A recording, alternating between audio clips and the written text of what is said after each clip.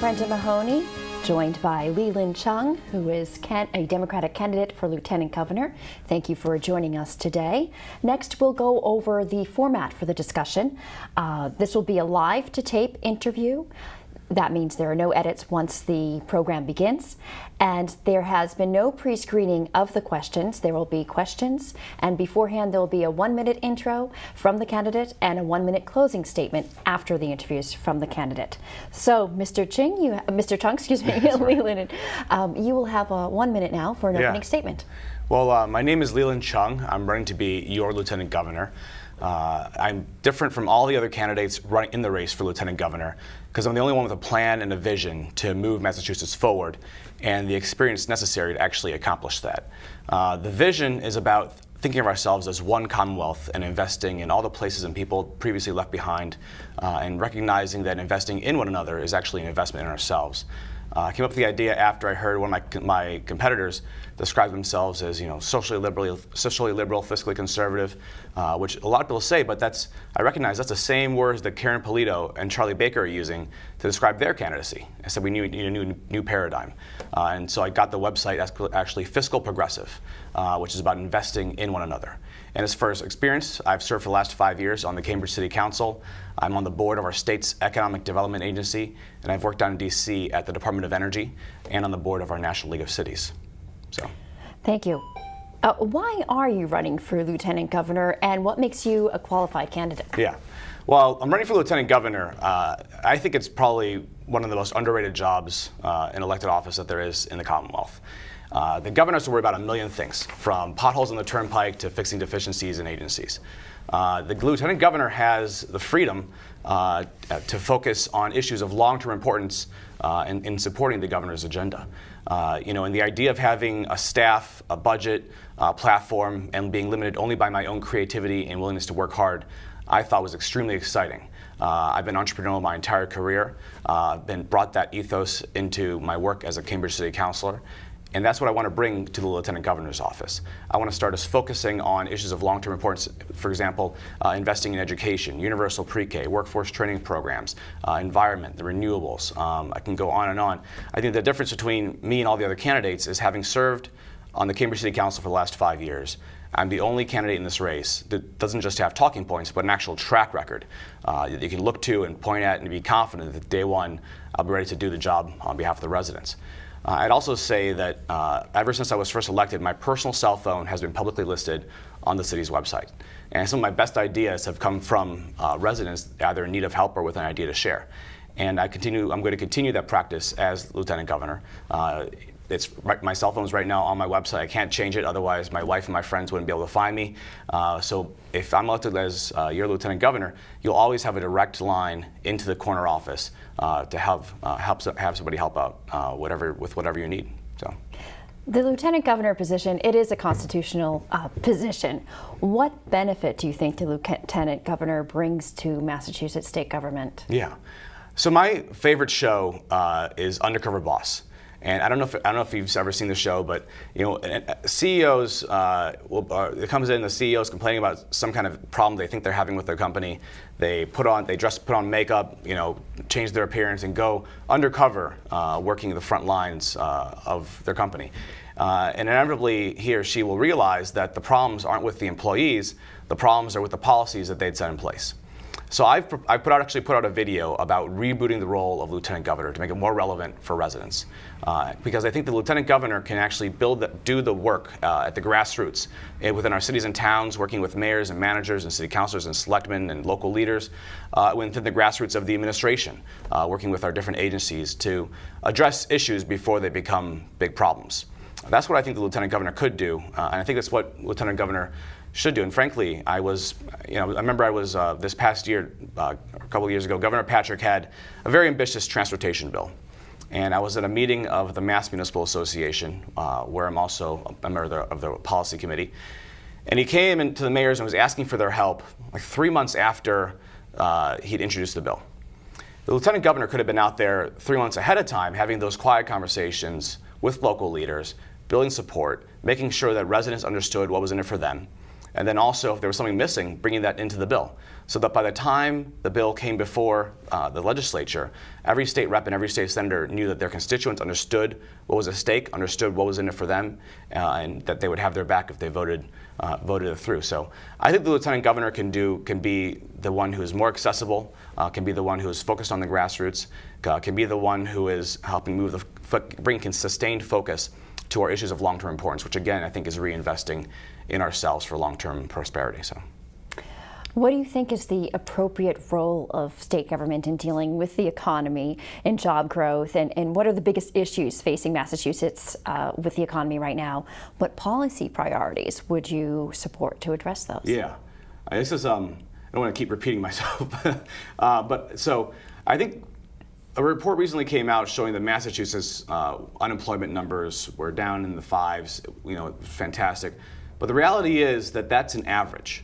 And the Boston hub might be doing very well, but our other metro centers, like Springfield and Worcester, are really suffering. And New Bedford is trying to bring I was just down in New Bedford yesterday, and they're trying to bring new companies and attract, and they're doing really well, but they need some capital investment from the state, and that'll spark the ignition that'll really help them launch.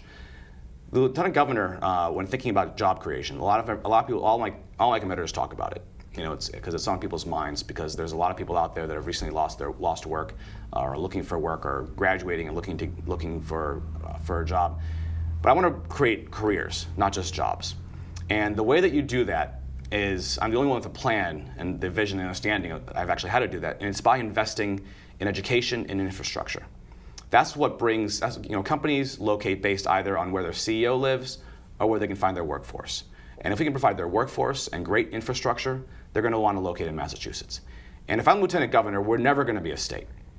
I will fight tooth and nail on this one. That gives away, that grows jobs by giving away tax breaks to big companies to come in, only to see them leave once the tax breaks run out. We're never going to be a state that competes based on having low-skilled, low-wage jobs that big companies can come in and exploit.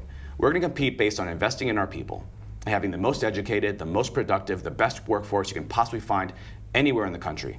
And that's how we're going to create jobs, not just in the Boston metro area, but all across the Commonwealth. And that's my vision for how we do that. And just to touch a little bit more on transportation, you've talked about that already, but the Commonwealth's transportation infrastructure, it is critical to supporting the economy. What are your priorities for supporting the Commonwealth's infrastructure, and how would your initiatives be funded? Yeah. So, for example, I think South Coast Rail has been studied ad nauseum. If there's ever been a shovel-ready project, that's it. But we need high-speed rail connecting the rest of the state. We have a lot of bridges that need a lot of work done on them. In some places, we probably need some new bridges. I know we need some new bridges. So we need to invest in high-speed rail. We need to invest in connecting our different, metro centers, like I said, from Springfield to Pittsfield, all the way back to Boston, down to New Bedford, up past Gloucester. I think high-speed rail is critical to helping us realize the potential of Massachusetts. This area, the Boston area, is often compared to Silicon Valley. Well, I went to undergrad at Stanford, and it's an hour from San Francisco to Stanford, another hour from Stanford to San Jose. Well, it's an hour from Boston to Worcester, and from Worcester to the end of the state, to Holyoke, and a little bit beyond that. But we act like Boston and Worcester and Holyoke are different parts of the world, and they're not. And if we want to truly compete with other hubs of innovation, if we want to truly compete with other nations, the population of Massachusetts is about the same size as the population of Singapore. We need to start thinking of ourselves as one state, building the infrastructure to support that. And so that's the high-speed rail linking the entire Commonwealth is a critical piece. As far as the MBTA goes, that's also been a controversial issue that comes up a lot when you talk about transportation. I actually studied this when I did my MBA at MIT. We did a project looking through all the numbers of the MBTA. They're paying like 34 cents out of every dollar just to pay off the big dig debt that was put on them. And the revenue that the legislature promised to help them pay for that debt was never delivered. We need to take that debt off of the MBTA, because right now, with all their money, 33 cents, there's no way to run a company, let alone a public operation. They can't afford to pay for maintenance or basic infrastructure, let alone expansion. So I think there's definitely clearly the need for investments in infrastructure. What would you do about individuals without proper documentation in Massachusetts? What are the responsibilities of the state, and what are the responsibilities of those individuals, as well as the countries that they're coming from? Do you support providing services to individuals or in Massachusetts without proper documentation? Well, I'm the only first-generation American running for office. My father immigrated to Massachusetts in 1969. He was documented. He was living in Harvard Square, putting himself through school at Boston University, back when you could still work part-time and put yourself through school. But the activism he saw on the streets was unlike anything he'd ever known before. And with regular trips to China, I saw that my cousins can't just run for office. They can't write an op-ed critical of the governor or elected official. They can't participate in grassroots level, and they can't just move there without and if they're undocumented. Other countries around the world aren't the safe haven that and the place of land of opportunity that America is. That's why people are coming here. It's logistically unfeasible to think we could round up every undocumented immigrant in America and export them. It would be a huge hit to our economy. It would be a huge, the morally wrong thing to do, I think. But it would also just be logistically unfeasible. The reality is our immigration system at the federal level is completely broken. And states are now having to try and come up with patchwork solutions to fix what really is a federal issue.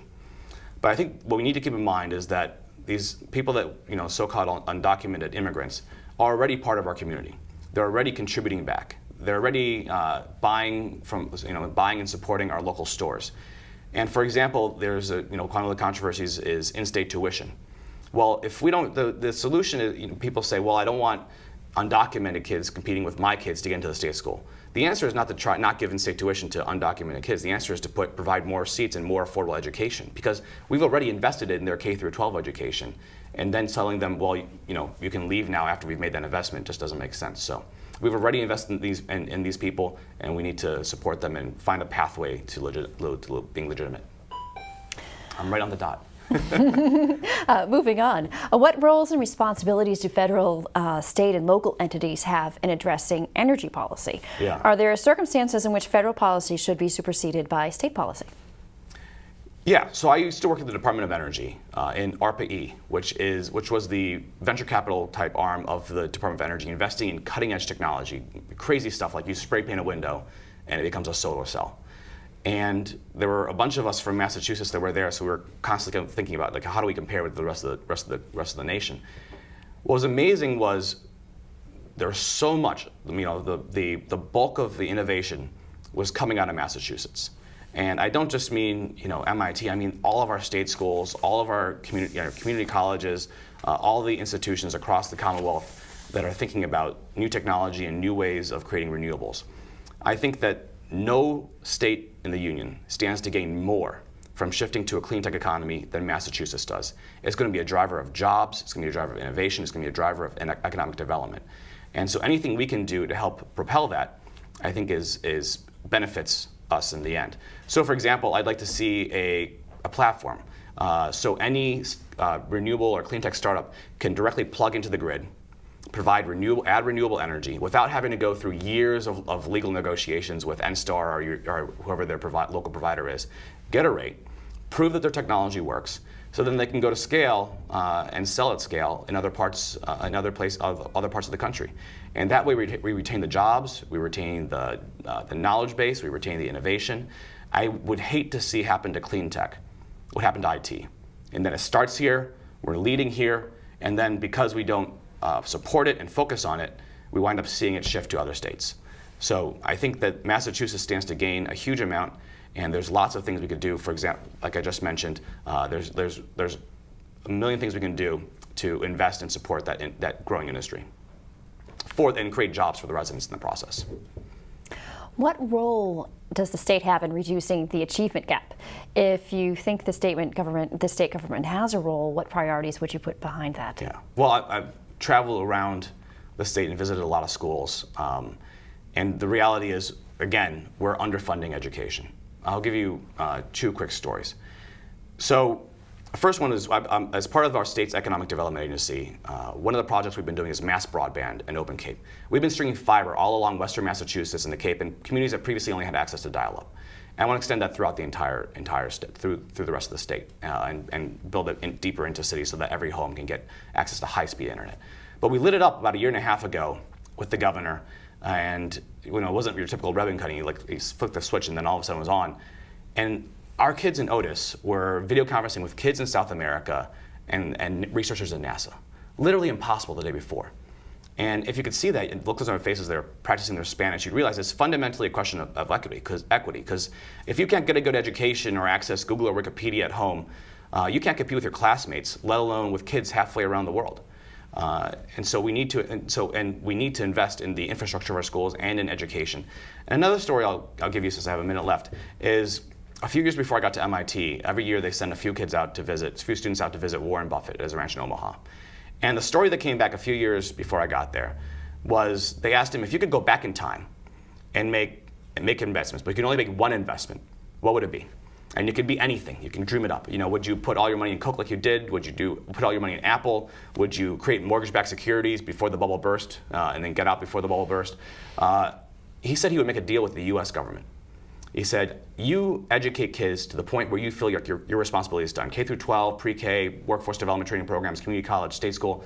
I'll then take them, educate them to their full potential, but I get the difference on the taxes they'll pay for the rest of their lives. And he would have captured a major part of the U.S. GDP. So the investments in education that we make pay dividends for generations to come. That leads me into our next question is, do you support changes to Chapter 70 education funding formula, including changes to the foundation budget? And if you do, what would you like to see for changes? Yeah, I'm visiting places. I was just in Middleborough, and they were saying, I'm getting, our budget went up 1% and Lexington's went up 10%. Is my kid worth 1/10 of a kid that's growing up in Lexington? The funding formula, and I've seen this on the Cambridge City Council, the funding formula, is not adequate. And so if the pie is too small to feed everybody, you're not going to be able to feed everybody no matter how you slice it. But then B, the way that we're slicing it isn't directing funds towards the communities and schools that are most in need of our help to make sure that every single child grows up with a great education, has access to all the opportunities that they need. And I tell you, we need to start thinking of ourselves as one Commonwealth. I mean that, what happens to a kid in Pittsfield affects us here. If they get a great education, be able to go to affordable college education, able to get a career, to feed their family, in a safe and nonviolent way, that's somebody who's then paying back into our tax base, as opposed to us paying for them, the alternate route if they wound up in jail, God forbid. So investments in education and what happens to a kid on the other side of the state absolutely does affect us, because it's our tax money that's going towards keeping people in prison. And we're paying more to keep somebody, we're paying more per year to somebody in jail than we're paying for kids in school. And if we just invested up front in better schooling and better education, we wouldn't have to pay for the prisons down the line, because we'd be giving people more opportunity to provide for their families and to make their dreams happen. So I guess long-winded answer to the answer is yes, but yes, you would support changes to Chapter 70 yes, funding? Yeah. Okay, great. What strategies would you have for working with those from other parties and with opposing views, and what strategies have you implemented so far in your career? Yeah, well, the Cambridge City Council is one of the most has a very fractious range of opinions. So I have a lot of experience getting to yes and figuring out how to find common ground and make things happen on behalf of residents, even with people where we sometimes start off thinking that we're never going to come to an agreement on something. And it's the willingness to, and that only comes with experience of having to negotiate and try things out, and be willing to think about what are the core values and that we're driving towards, what are the end goals, and if we can get to the end goal, maybe we take, the path doesn't matter as much, as long as at the end of the day we're providing better services for residents. As far as working across the aisle, I was raised Republican. After my father became a naturalized citizen, he joined the party that seemed the furthest away from what my cousins were living under. in China. And grew up never questioning it, never thinking about it until it was too late and had some mistakes of youth, and making up for those now. But I think that the fact that I wasn't just born a Massachusetts Democrat who never had to question or think about why I believe what I believe, and the fact that I went to the Kennedy School to do just that, to understand from first principles what I think our society should be doing, and that's what makes me such a strong progressive today. The fact that I've actually had to go through, I've had that, I've had to think so deeply about what I believe and why, and then how we implement it in government. But that's going to help me, if I'm elected as a Democratic nominee for lieutenant governor, help the governor win in November, because it's going to be a close race. And I think the fact that I can understand where people on the other side of the aisle are coming from, but also understand why there's a better path forward, will help me to negotiate with them and help me get them to where I think the Commonwealth needs to go. Well, thank you for your time and answering our questions. We now have time for you to give a 1-minute closing statement to Massachusetts voters. Yeah. Well, I talked about my father before and his story of immigrating. I recently started a family of my own, and it's been an incredible honor to serve the city that first took in my father and continues to provide a home for my family today. But having a daughter of my own recently has shifted my perspective completely.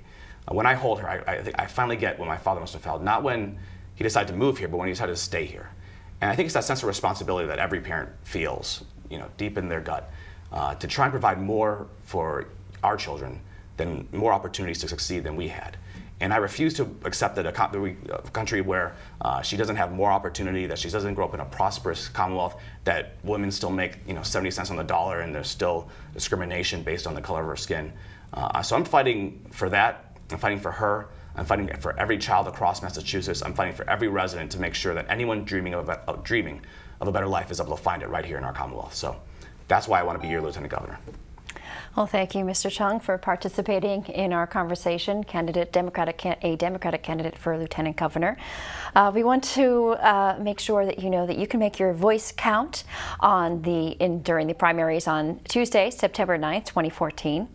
And for Arlington Public News, I'm Brenda Mahoney. Thank you for joining us.